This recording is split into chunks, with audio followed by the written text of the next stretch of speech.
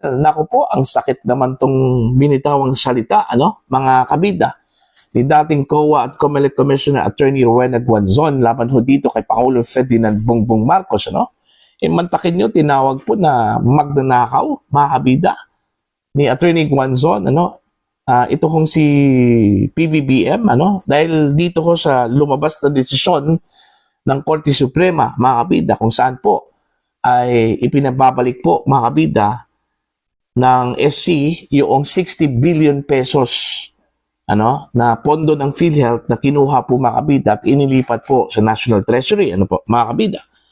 Ang sabi po dito sa balita mula sa ang balita ngayon, BBM magnanakaw malversation yan.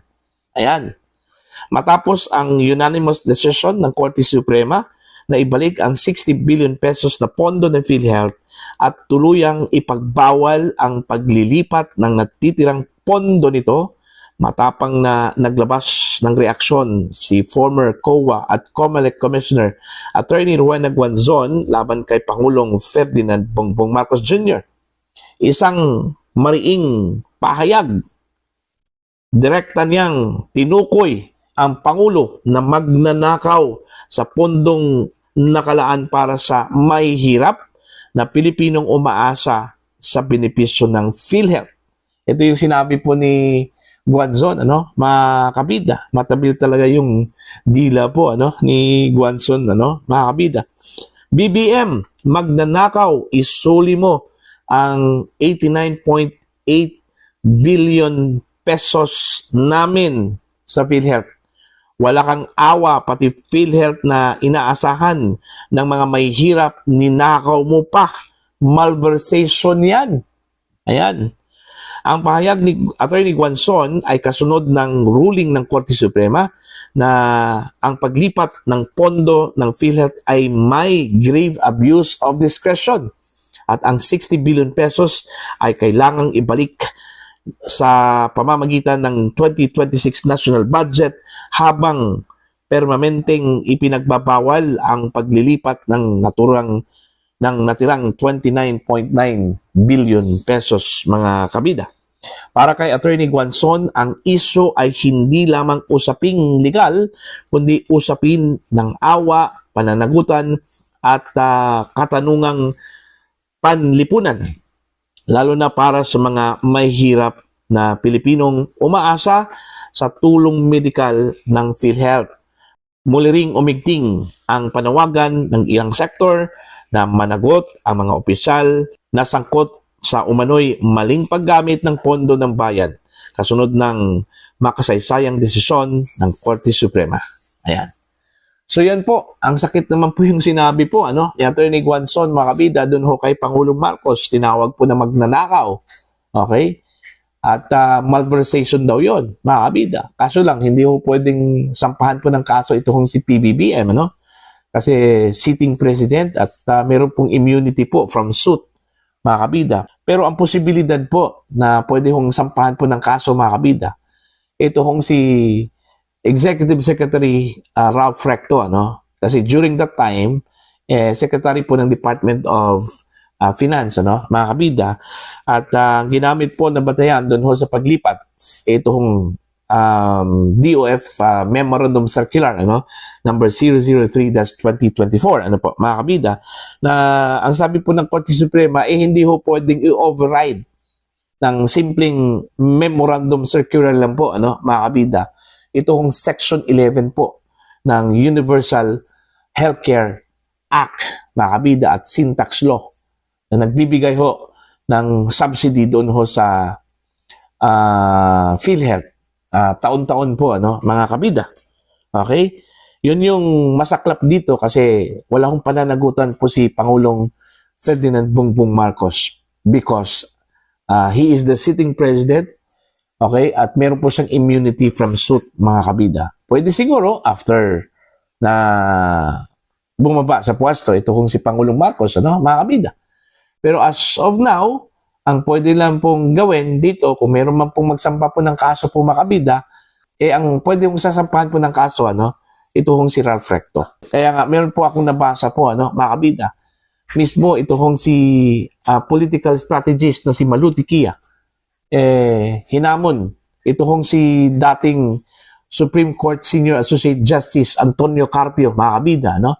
Nasampahan po ng kasong plunder at malversation ito hong si Recto, no? Kasi malinaw ho sa desisyon po ng Korte Suprema, no, mga kabida, na meron pong violation doon ho sa Section 11 ng Universal Healthcare Law, mga kabida, no? And since meron pong violation, yung ginawa po ng gobyerno sa pamamagitan ho ni dating DOF Secretary Ralph Recto, technical malversation yon, ano, mga kabida.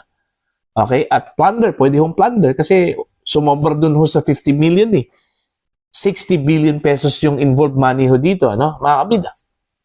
Okay? Na nailipat mula sa reserve funds po ng PhilHealth papuntang National Treasury, ano, mga kabida. Although, sinabi na po ng Pangulo last September na ibalik daw niya itong pondo na yon. Pero ang question kasi dito, kailan? Okay?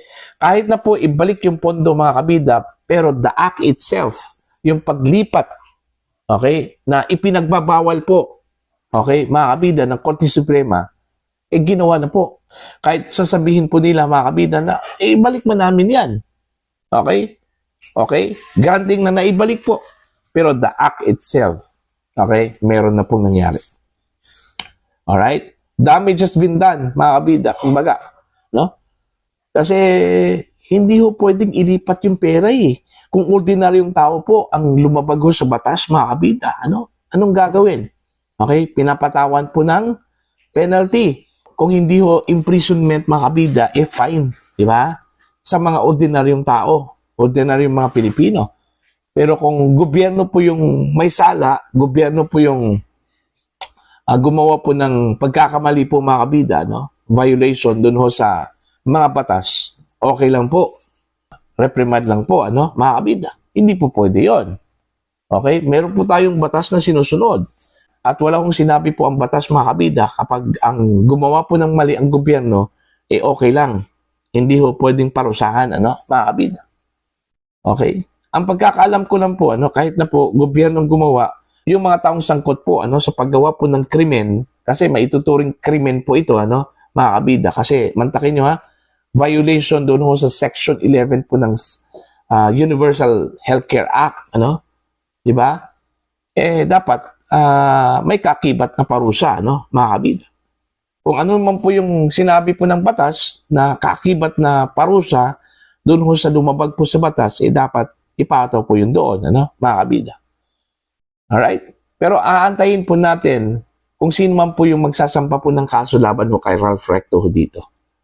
Pwede hong pribadong individual, pwede hong magsampa po ng kaso. Ano? Kasi unang-una po, pondo po ng taong bayan yun Okay? Pondo po ng mga Pilipino, ano? Mga kabida, na miyembro po ng PhilHealth. Alright?